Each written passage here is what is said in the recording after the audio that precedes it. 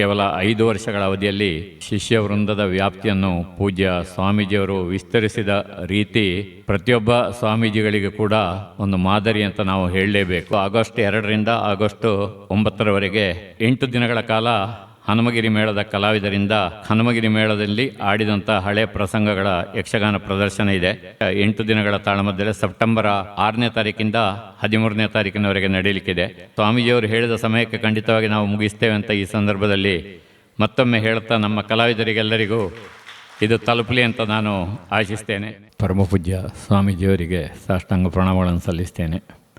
ವೇದಿಕೆಯಲ್ಲಿ ಆಸೀನರಾದ ಎಲ್ಲ ಗಣ್ಯರೇ, ಅಂದರೆ ಸಮಿತಿ ಅಧ್ಯಕ್ಷರಾದ ಶ್ರೀ ಬಲರಾಮಾಚಾರ್ಯ ಅವರೇ, ಹಿರಿಯರಾದ ಕೆ ಶೆಟ್ಟರೆ ಮತ್ತು ಶ್ರೀ ನಾರಾಯಣ ಭಟ್ಟರಾದಿಯಾಗಿ ಎಲ್ಲ ಹಿರಿಯರೇ ಹಾಗೂ ಸೇರಿರುವ ಮಠದ ಎಲ್ಲ ಭಕ್ತರೇ, ಕಳೆದ 5 ವರ್ಷಗಳಲ್ಲಿ ಎಡನೀರು ಮಠದಲ್ಲಿ ಪೂಜ್ಯ ಸ್ವಾಮೀಜಿಯವರ ಚಾತುರ್ಮಾಸ ಯಾವ ರೀತಿ ನಡೆದಿದೆ ಅಂತ ಹೇಳೋದನ್ನು ತಾವೆಲ್ಲರೂ ಕಂಡಿದ್ದೀರಿ. ನಾವೆಲ್ಲ ಇದಕ್ಕೆ ಸಾಕ್ಷಿಯಾಗಿದ್ದೇವೆ. ಕಳೆದ 5 ವರ್ಷಗಳಲ್ಲಿ ತನ್ನ ಶಿಷ್ಯ ವೃಂದದ ವ್ಯಾಪ್ತಿಯನ್ನು ಸ್ವಾಮೀಜಿಯವರು ಯಾವ ರೀತಿ ವಿಸ್ತರಿಸಿಕೊಂಡು ಬಂದಿದ್ದಾರೆ ಎಂಬುದನ್ನು ಕೂಡ ನಾವು ಕಂಡಿದ್ದೇವೆ. ಬಹುಶಃ ಇಷ್ಟು ಸಣ್ಣ ಸಮಯದಲ್ಲಿ, ಅಂದರೆ ಇಷ್ಟು ಕೇವಲ 5 ವರ್ಷಗಳ ಅವಧಿಯಲ್ಲಿ ತನ್ನ ಶಿಷ್ಯ ವೃಂದದ ವ್ಯಾಪ್ತಿಯನ್ನು ಪೂಜ್ಯ ಸ್ವಾಮೀಜಿಯವರು ವಿಸ್ತರಿಸಿದ ರೀತಿ ಪ್ರತಿಯೊಬ್ಬ ಸ್ವಾಮೀಜಿಗಳಿಗೆ ಕೂಡ ಒಂದು ಮಾದರಿ ಅಂತ ನಾವು ಹೇಳಲೇಬೇಕು. ಅವರು ಕಾರ್ಯಕ್ರಮಗಳಲ್ಲಿ ಭಾಗವಹಿಸುವುದು ಮತ್ತು ಅವರ ಶಿಷ್ಯರ ಕೋರಿಕೆ ಮೇರೆಗೆ ಎಲ್ಲ ಕಡೆಗೆ ಹೋಗುವುದನ್ನು ನೋಡುವಾಗ ಬ್ರಹ್ಮೈಕ್ಯ ಪೇಜಾವರ ವಿಶ್ವೇಶ್ವರ ತೀರ್ಥ ಸ್ವಾಮಿಗಳ ನೆನಪಾಗ್ತದೆ.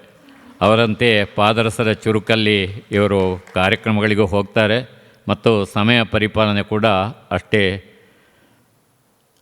ಅಂದರೆ ಸಮಯಕ್ಕೆ ಸರಿಯಾಗಿ ಅಲ್ಲಿಗೆ ತಲುಪುವುದು ಮತ್ತು ಅಲ್ಲಿಂದ ಹೊರಡೋದು ಕೂಡ ಸಮಯವನ್ನು ಪಾಲಿಸುವುದರಲ್ಲಿ ನಾವು ಕಂಡುಕೊಂಡಿದ್ದೇವೆ. ಈ ರೀತಿಯಿಂದ ಹೆಚ್ಚಾಗಿ ಶಿಷ್ಯರು ಕೂಡ ಪೂಜ್ಯ ಸ್ವಾಮೀಜಿಯವರನ್ನು ಬರಬೇಕು ಅಂತ ಅವರ ಈ ಸರಳ ನಡತೆಯಿಂದ ಮತ್ತು ಅವರು ಶಿಷ್ಯರ ಮೇಲೆ ತೋರುವ ಪ್ರೀತಿಯಿಂದ ಶಿಷ್ಯ ವೃಂದದ ವ್ಯಾಪ್ತಿ ಖಂಡಿತವಾಗಿಯೂ ವಿಸ್ತಾರವಾಗಿದೆ.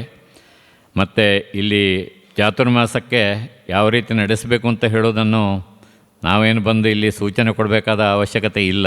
ಯಾಕೆಂದರೆ ಅಷ್ಟು ಅಚ್ಚುಕಟ್ಟಾಗಿ ಇಲ್ಲಿ ಕಾರ್ಯಕ್ರಮಗಳು ನಡೀತಾ ಇದೆ. ಆದರೆ ನಮ್ಮ ಮೇಲೆ ಕೂಡ ಒಂದು ಕರ್ತವ್ಯ ಇದೆ. ಯಾಕೆಂದರೆ ಈ ಚಾತುರ್ಮಾಸದಲ್ಲಿ ಪೂಜ್ಯ ಸ್ವಾಮೀಜಿಯವರಿಗೆ ರಾತ್ರಿಯ ವಿಶ್ರಾಂತಿಯ ಅಗತ್ಯ ನಾವು ಮನಗಾಣಬೇಕು.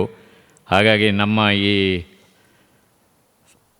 ಕಾರ್ಯಕ್ರಮಗಳಿರ್ತಾರಲ್ಲ, ಯಾವ ಸಾಂಸ್ಕೃತಿಕ ಕಾರ್ಯಕ್ರಮಗಳನ್ನು ಅದನ್ನೊಂದು ಸಮಯಕ್ಕೆ ಸರಿಯಾಗಿ ಮುಗಿಸುವಂಥ ಒಂದು ಜವಾಬ್ದಾರಿಯನ್ನು ನಾವು ವಹಿಸಿಕೊಳ್ಬೇಕು. ಅದರಲ್ಲಿ ಮುಖ್ಯವಾಗಿ ನನ್ನನ್ನು ಒಳಗೊಂಡಂತೆ ಯಕ್ಷಗಾನಕ್ಕೆ ಸಂಬಂಧಪಟ್ಟ ಕಾರ್ಯಕ್ರಮಗಳು ಸಮಯಕ್ಕೆ ಸರಿಯಾಗಿ ಮುಗಿಯುವುದಿಲ್ಲ, ವಿಸ್ತಾರವಾಗ್ತದೆ. ರಾತ್ರಿ 12 ಗಂಟೆ 12:30 1 ಗಂಟೆವರೆಗೆ ಆಗೋದಿದೆ.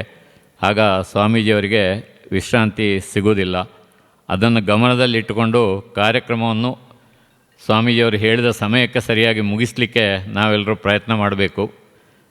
ಎಲ್ಲ ಕಾರ್ಯಕ್ರಮಗಳು, ಸಾಂಸ್ಕೃತಿಕ ಕಾರ್ಯಕ್ರಮಗಳು ಹೆಚ್ಚಾಗಿ ವಿಸ್ತಾರ ಆಗೋದಿಲ್ಲ. ಆದರೆ ಯಕ್ಷಗಾನ ಕಾರ್ಯಕ್ರಮ ಸ್ವಲ್ಪ ವಿಸ್ತಾರ ಆಗ್ತಾ ಇರುವುದನ್ನು ನಾವು ಕಳೆದ ಕೆಲವು ವರ್ಷಗಳಲ್ಲಿ ನೋಡಿದ್ದೇವೆ.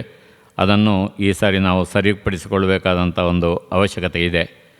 ಉಳಿದಂತೆ ಬರುವ ಅತಿಥಿಗಳಿಗೆ, ಅತಿಥಿಗಳು ಅಂದರೆ ಮಠಕ್ಕೆ ಹಾಕುವಾಗ ಶಿಷ್ಯರಿಗೆ ಊಟೋಪಚಾರದ ವ್ಯವಸ್ಥೆ ಬಗ್ಗೆ, ಎಡನೀರು ಮಠದ ವ್ಯವಸ್ಥೆ ಬಗ್ಗೆ ನಾವು ಏನು ಸಲಹೆ ಸೂಚನೆ ಕೊಡಬೇಕಾಗುವುದಿಲ್ಲ. ಯಾಕೆಂದರೆ ಇಷ್ಟು ಅಚ್ಚುಕಟ್ಟಾದ ವ್ಯವಸ್ಥೆ ಯಾವ ಮಠದಲ್ಲಿ ಕೂಡ ಇರುವುದಿಲ್ಲ ಎಂಬುದನ್ನು ಹಲವಾರು ಮಠಗಳಿಗೆ ಭೇಟಿ ನೀಡಿದ ನಾನು ಖಂಡಿತವಾಗಿ ಹೇಳಬಲ್ಲೆ.